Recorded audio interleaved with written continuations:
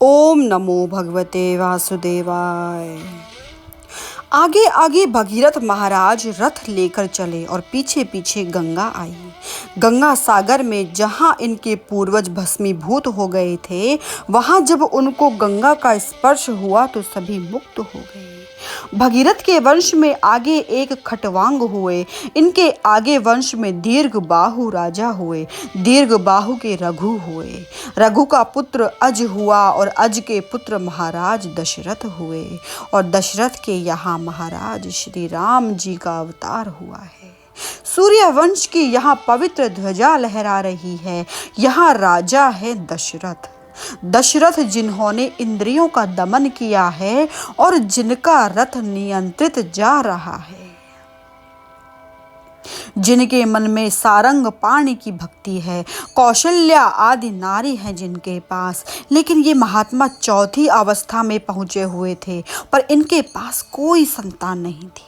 महाराज दुखी मन से अपने गुरुदेव के पास आए और बोले, आपकी कृपा से मेरे जीवन में बहुत सुख है, लेकिन महाराज चौथी अवस्था और अभी तक कोई संतान नहीं है। मेरे महल की दीवारें तरसती हैं कि कोई बालक मुझे स्पर्श करके चलना सीखे। मेरी रानियां उदास घूमती हैं, क्या रघुवंश मुझसे ही पूरा हो जाएगा? हमारे भाग्य में कोई संतान नहीं।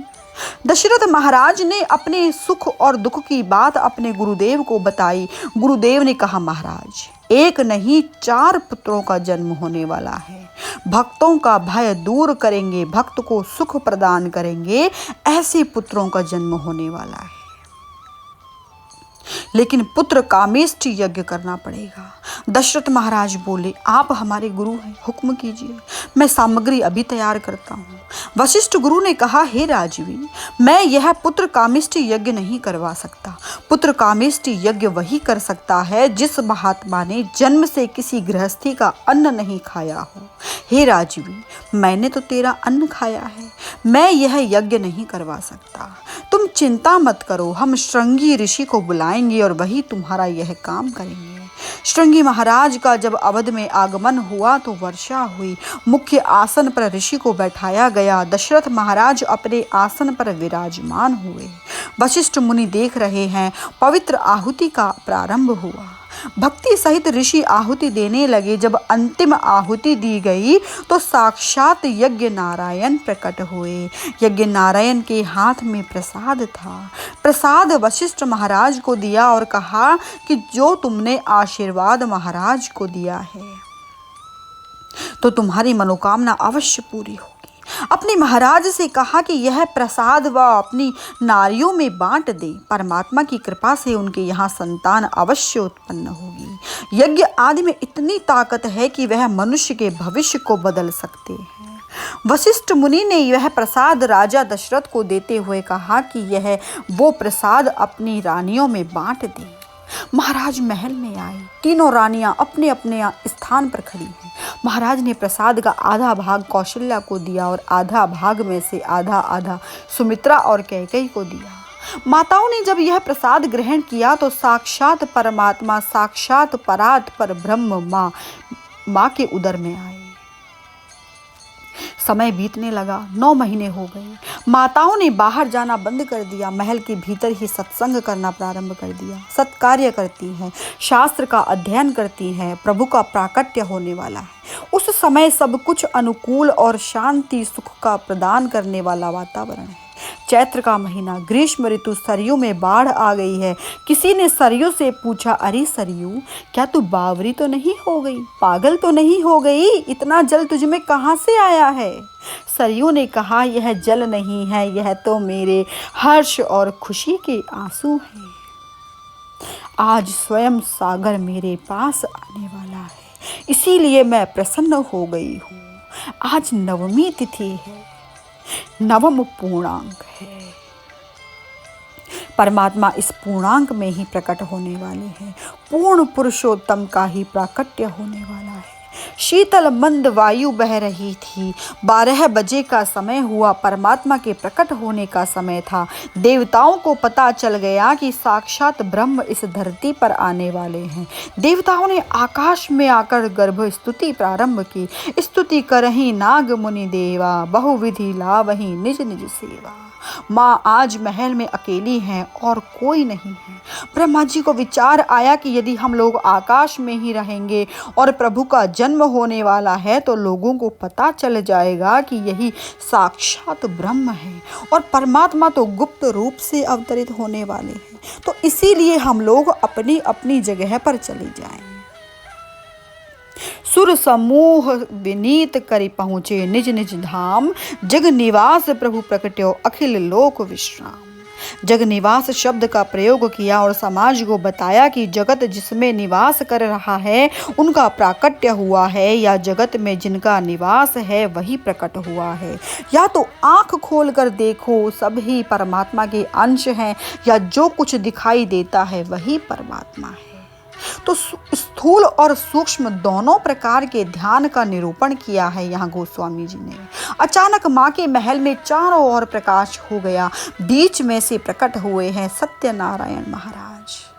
परमात्मा प्रकट हुए हैं। तो यह कथा 2 अध्यायों में है। विप्रधेनु सुर संत हित लीन मनुज अवतार, निज इच्छा निर्मित तनु माया गुण गोपाल। बोलो सियावर रामचंद्र की जय। परमात्मा अपनी इच्छा से प्रकट हुए हैं, इसकी कथा आई है। इसमें 7 कांड की कथा आई है। गोस्वामी जी ने तो बाल कांड, अयोध्या, अरण्य, किष्किंधा, लंका, सुंदर और उत्तर कांड लिखा है। बाल कांड की कथा सुनोगे, गाओगे तो तुम निर्मोह हो जाओगे। अयोध्या कांड की कथा जो सुनते हैं, गाते हैं, वे निर्वेही हो जाते हैं। गृहस्थियों के लिए यह उपयोगी है। तीसरा है अरण्य कांड। इसमें व्यक्ति निर्वासन हो जाता है। वह तप होता है, क्योंकि तप के बिना तेज नहीं आता, और जो तपते नहीं हैं वे दूसरों को प्रकाश नहीं देते। जब तक जीव वनवास में प्रवेश नहीं करता तब तक वासना का नाश नहीं होता। चौथा है किष्किंधा कांड। इसमें जीव और शिव का मिलन होता है। हनुमान जी ने सुग्रीव और भगवान का मिलन करवा दिया। 5वां सुंदर कांड। इसमें तो सब सुंदर ही सुंदर है, क्योंकि भक्ति का दर्शन और अनुभव है। 6ठा है लंका कांड। इसमें अधिकारी जीव को रामानुज कहा, राम कहा। यहाँ तो लोगों को मुक्ति ही मिली है। और 7वां है उत्तर कांड। तो सभी कांडों का उत्तर है, रस है। जितना पी सकते हो उतना पियो, बाकी तो डूबना ही डूबना है। राम की कथा राम अवतार की कथा है। मर्यादा पुरुषोत्तम की कथा है। धर्म की कथा है। यह अनुकरणीय है। कृष्ण तथा अनेक प्रकार के रूपों में प्रेम और मर्यादा की कथा है। राम की कथा केवल मर्यादा की कथा है। उनका नाम भी सरल है, उनका चरित्र भी सरल है, और उनकी उपासना करने वाले भी सरल होते हैं। रामायण का एक एक अक्षर सारे पापों का नाश करने वाला है। श्री सुखदेव जी ने परीक्षित को बताया, सूर्य वंश का लवकुश का जो वंश आगे बढ़ा, 21 पीढ़ी के बाद रघुवंश में कोई बचा नहीं। यह बताया गया है इन 2 अध्यायों में। चंद्रवंश की कथा आने से पहले निमि वंश की कथा आती है। निमि यज्ञ करना चाहते थे। उनके गुरु वशिष्ठ महाराज हैं। वशिष्ठ ने कहा कि मैंने इंद्र का निमंत्रण स्वीकार कर लिया है, अतः पहले मैं वहां यज्ञ करवाने जाऊं। निमि ने दूसरे महात्माओं से यज्ञ करवाया। निमि और वशिष्ठ यानी गुरु और शिष्य की आपस में लड़ाई हुई। दोनों ने एक दूसरे को शाप दे दिया और निमि महाराज और वशिष्ठ जी दोनों ने शरीर का त्याग किया। वशिष्ठ जी ने तो दोबारा शरीर धारण कर लिया, परंतु निमि ने परमात्मा के पास जाकर यही कहा कि हम सबकी आंख पर बैठकर सबका दुख दूर करें। इसीलिए हम आंख की पलकों को निमि कहते हैं। निमि चंद्रवंश। इसके बाद तो चंद्रवंश का प्रारंभ होने वाला है। चंद्र का प्राकट्य हुआ और चंद्र ने बृहस्पति की नारी में बुध का प्राकट्य करवाया। इस चंद्रवंश में एक राजा पुरूरवा हुए। ये पुरूरवा राजा एक बार स्वर्ग गए तो इन्होंने अर्थदेव और कामदेव को नमन नहीं किया, बाकी सब देवताओं को नमन किया। इन दोनों देवों को अच्छा नहीं लगा तो इन्होंने शाप दे दिया कि पुरूरवा, तुम अर्थ और काम से भ्रष्ट हो जाओगे। वहां एक उर्वशी अप्सरा ने इनके शरीर को देखा तो वह इन पर मुग्ध हो गई। इसने राजा के साथ लग्न करने की इच्छा प्रकट की। राजा ने कहा कि ठीक है, हम आपके साथ संबंध करेंगे। उर्वशी ने कहा कि मैं धरती पर तो आऊंगी, पर मेरी 3 शर्तें हैं और मैं तब आपके पास रहूंगी जब तक आप मेरी शर्त पूरी करेंगी। पहली शर्त तो यह थी कि वह कभी नग्न इनके सामने नहीं आए। दूसरी बात, भेड़ों की रक्षा करें, और तीसरी यह कि मैं घी खाकर रहूंगी। देवताओं को स्वर्ग सूना सूना लगा तो उन्होंने छल कपट का सहारा लिया। पुरूरवा जिन भेड़ों की रक्षा कर रहा था उनका रात्रि के समय अपहरण कर लिया। पुरूरवा नग्न सोए हुए थे। उर्वशी ने जब चिल्लाना शुरू किया तो पुरूरवा उन भेड़ों को बचाने गए, लेकिन वे बिल्कुल दिगंबर थे। उर्वशी की दृष्टि उन पर पड़ी तो शर्त टूट गई और उर्वशी स्वर्ग में चली गई। पुरूरवा पागल हो गए। उर्वशी ने कहा कि आप चिंता ना करें, हम साल में एक बार आपके पास आएंगे। इसके बाद ययाति राजा हुए, जिसका लग्न 2 नारियों के साथ हुआ। ये थी देवयानी और शर्मिष्ठा। दोनों ही पत्नियों के संतानें हुई। ययाति की कथा से यही शिक्षा मिलती है कि कामनाओं का कोई अंत नहीं है। ययाति एक बार स्वर्ग गए तो उनसे पूछा गया कि आपने पुण्य क्या किया है, तो यहाँ तक पहुँच गए तो ययाति ने अपने पुण्यों का वर्णन करना शुरू कर दिया। तो जैसे जैसे वे वर्णन कर रहे थे वैसे वैसे पुण्य का नाश होता रहा। ययाति ने अपनी कामनाओं को पूर्ण करने के लिए अपनी संतान की जवानी भी स्वयं ले ली और खूब उपभोग किया।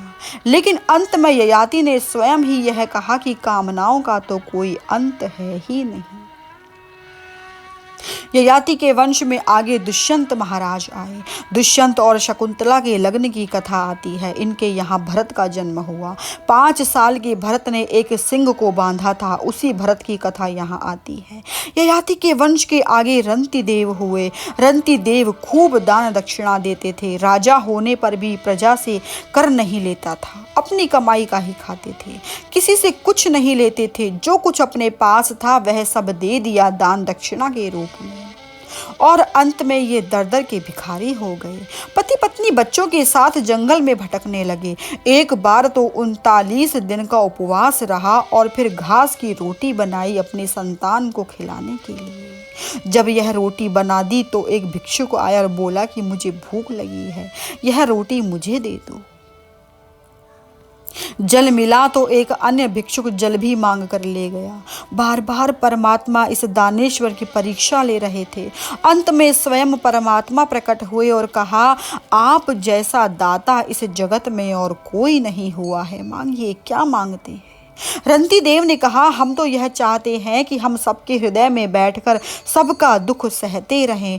भगवान ने कहा कि इसकी तो कोई ज़रूरत नहीं, क्योंकि मैं स्वयं सबके हृदय में विराजमान हूँ। दिवोदास की कथा है। वृक्ष के वंश में पांडव, धृतराष्ट्र, विदुर आदि का जन्म हुआ है। पांडवों और कौरवों की कथा है। दुशीला की पुत्री है, उसकी कथा है। कुंती वासुदेव की बहन है। वासुदेव का लग्न देवक राजा की देवकी कन्या के साथ हुआ और साक्षात परमात्मा का प्राकट्य हुआ, इसकी कथा है।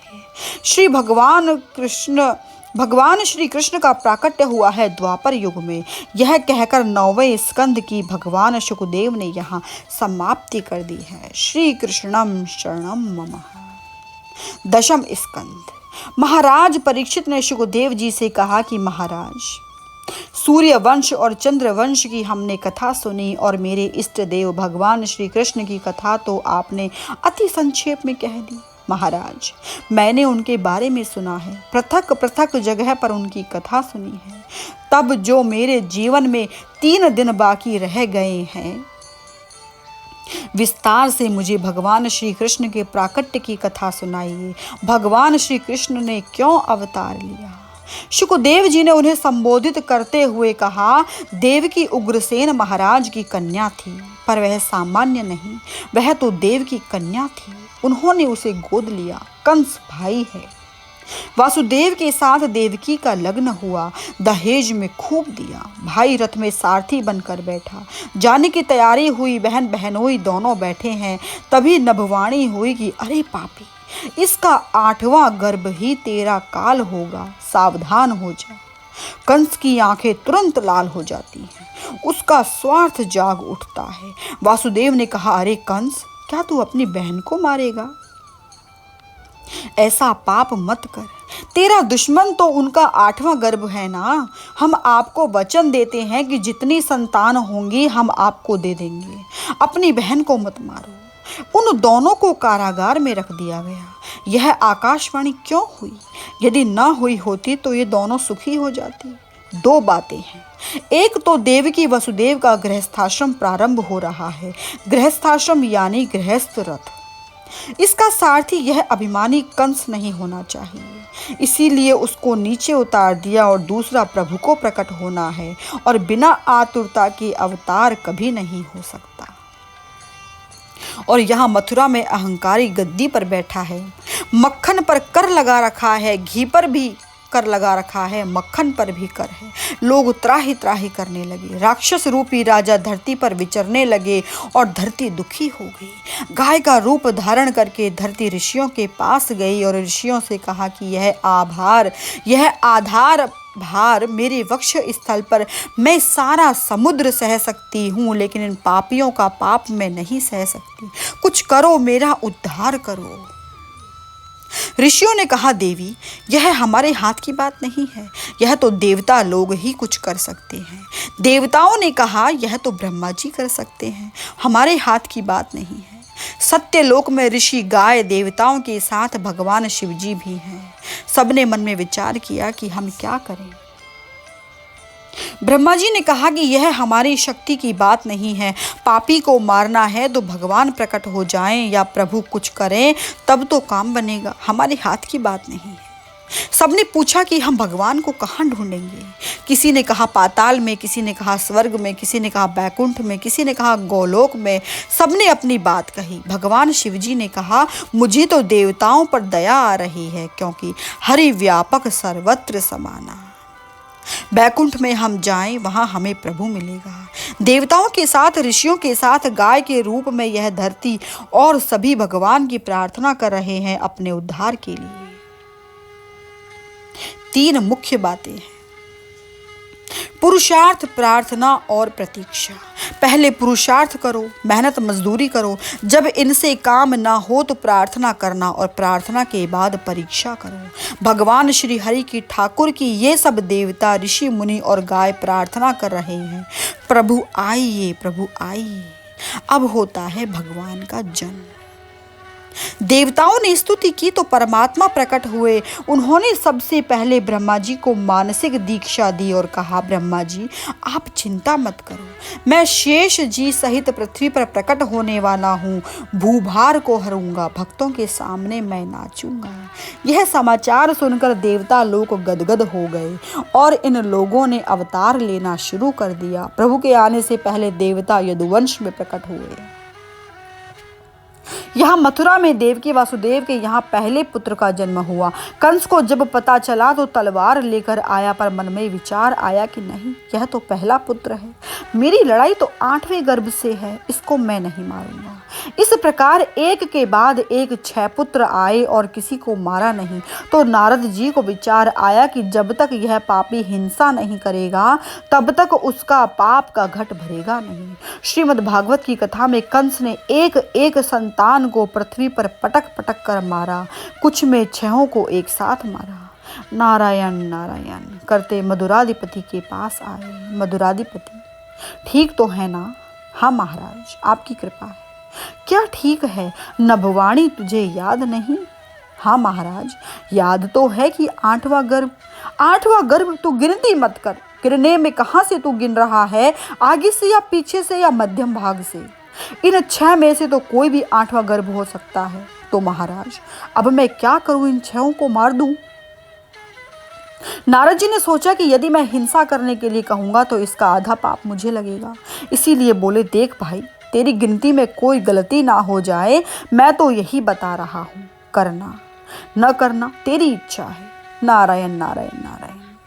अब नारद जी अंतर्धान हो गए तो कंस ने जिस प्रकार से कुम्हार चाक के ऊपर से घट को उतार लेता है, उसी प्रकार से बारी बारी सबका सिर काट दिया। महादेव की यह वेदना तो वही जान सकती है। पाप का घट भर गया।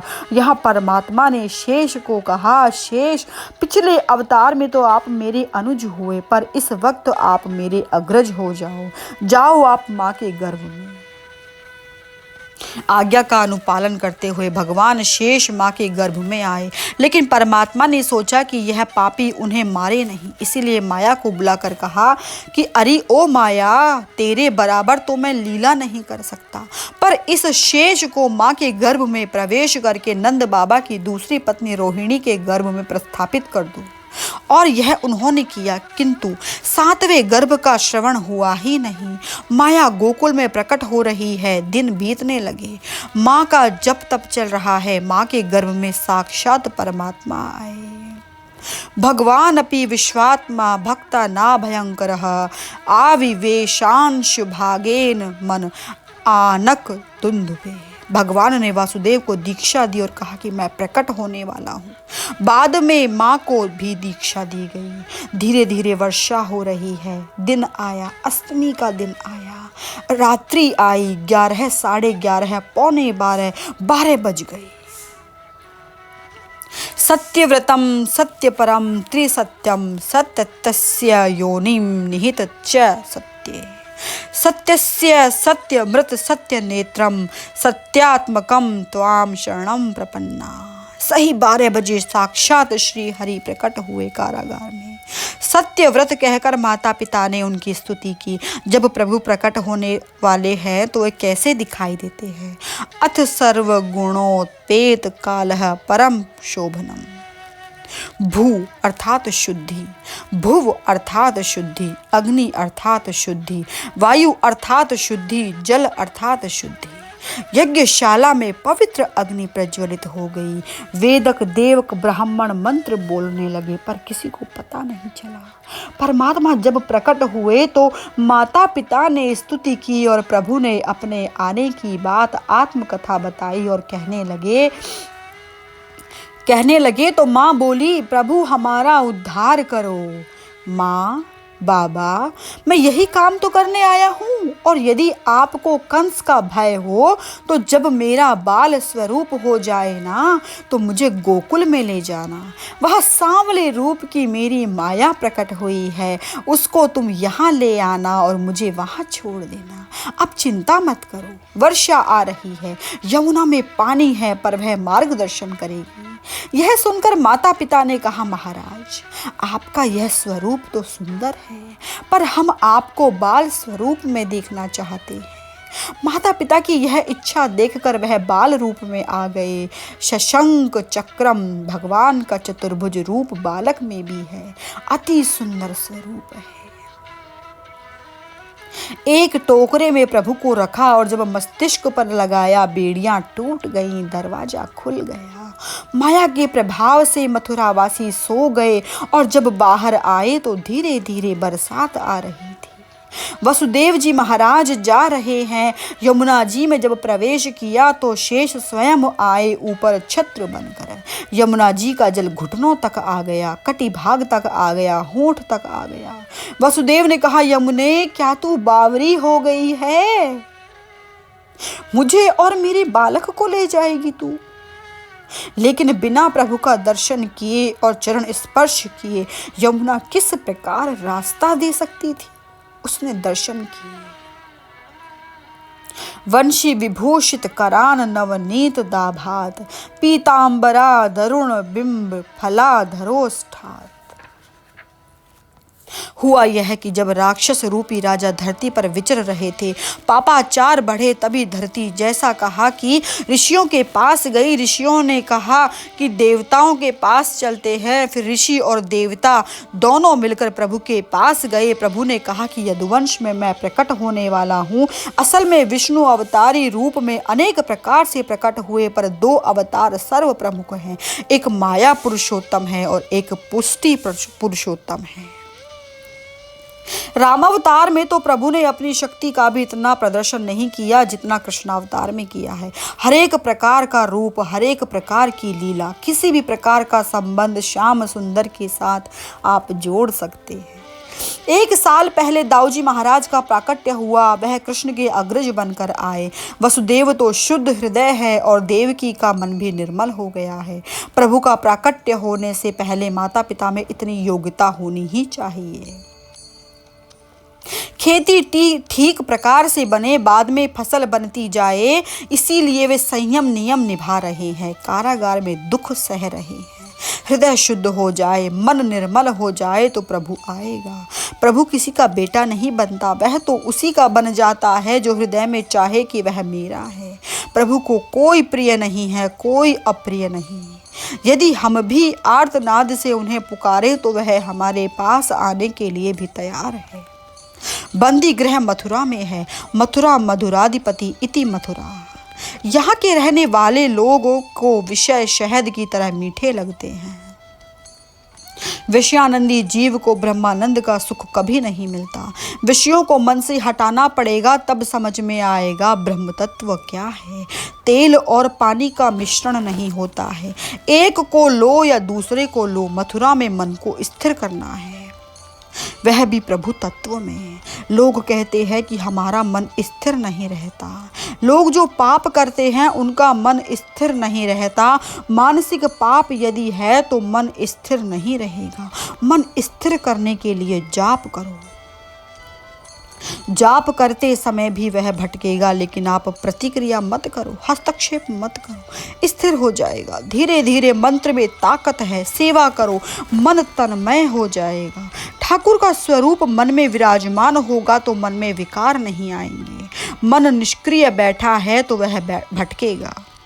जीव निष्क्रिय बैठ जाए तो मन भटकेगा। या तो शरीर काम करे या मन काम करे। इसीलिए जब बुढ़ापा धीरे धीरे आए तो एक जगह पर बैठे मत रहना, कुछ करते रहो। भले ही 2 घंटे लग जाएं ठाकुर की सेवा में। बहू को मत कहो कि तुम ठाकुर जी का प्रसाद बनाओ, तुम अपने हाथ से बनाओ। दूध गर्म करो, केसर लगाओ, थोड़ी शक्कर आदि डालकर ठाकुर के लिए खीर बनाओ गर्मा गर्म। फिर देखो खीर कहीं ज़्यादा गर्म तो नहीं है। तो यह कोई खेल नहीं है, बल्कि यदि इन कामों में मन लगा रहेगा तो अन्य किसी और भटकेगा नहीं। उस समय मन प्रभु में ही लगा रहेगा। प्रभु को एक जगह पर बैठाओ, स्वयं बैठो, और यदि वह भोजन नहीं करे तो उन्हें डांटो। क्यों भाई, आज भूख नहीं लगी? लोग कहेंगे कि यह आदमी तो पागल हो गया है। संसार को सामने देखकर कोई भक्ति नहीं कर सकता, क्योंकि संसार तो बोलेगा ही, हाँ भाई तू भोजन कर ले तो मेरी बारी आए, जल्दी कर।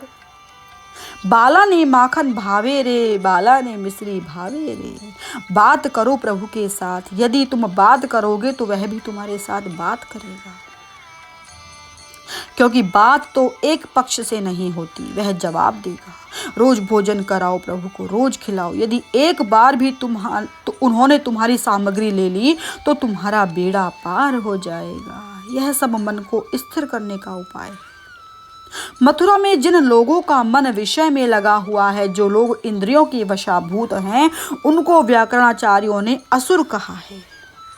गोस्वामी जी ने तो मथुरा का थोड़ा कटाक्ष भी किया है। मथुरा, इनमें से म और रा निकाल दो तो बीच में बचा थू। जिसके जीवन में राम नहीं उसका जीवन थू। रात के 12 बजे यह प्राकट्य होने वाला है। क्या क्रांतिकारी कदम है। एक दिन के 12 बजे आए और एक रात के 12 बजे आए। एक राजा है, दूसरा चोर है। राजा की सवारी दिन में ही निकलती है और ये तो चोरी करने आए हैं। भगवान शुक्राचार्य महाराज ने वर्णन किया है कि जब प्राकट्य होने वाला था तो क्या था। अग्नि की शुद्धि, वायु की शुद्धि, भुव शुद्धि, भू शुद्धि, जल की शुद्धि, सब प्रकार की शुद्धि हो। आकाश में एकदम हलचल हो गई और सूर्य नारायण के नीचे सारे नक्षत्र एकत्रित हो गए। चंद्रमा हाजिर हैं कि यह तो मेरे कुल में प्रकट होने वाला है। ए नक्षत्रों, ऐसी जन्म कुंडली बनाओ कि भविष्य में लोग हमें आदर दें, सत्कार दें, मान दें, नहीं तो कोई मानेगा ही नहीं। अद्भुत बनाओ जन्म कुंडली। रात्रि को प्रकट होना है। चंद्रमा की पत्नी का एक नाम है निशा, तो निशा नक्षत्र में प्रकट हुए प्रभु। चंद्रमा की पत्नी निशा है रात्रि। महात्माओं का मत है कि रोहिणी भी एक नक्षत्र है, इसमें प्रभु प्रकट हुए हैं। कृष्ण ने रात को 12 बजे प्रकट होकर कहा कि मेरा नाम मदन मोहन है। यदि रात को 12 बजे तुम्हें कामना सताए ना, मदन सताए ना, तो मैं मदन मोहन हूँ। मुझे याद करना, मैं तुम्हें बचाऊंगा। काम सताए तो रात्रि को रास पंचाध्याय का पाठ करें और दूध पर रहें। दूध में शक्ति है, दूध सात्विक है, दूध भी गाय का हो, भैंस का नहीं। गाय का दूध सबको मिले, इसके लिए तुम्हें कटिबद्ध होना पड़ेगा। श्री कृष्णम शरणम मम।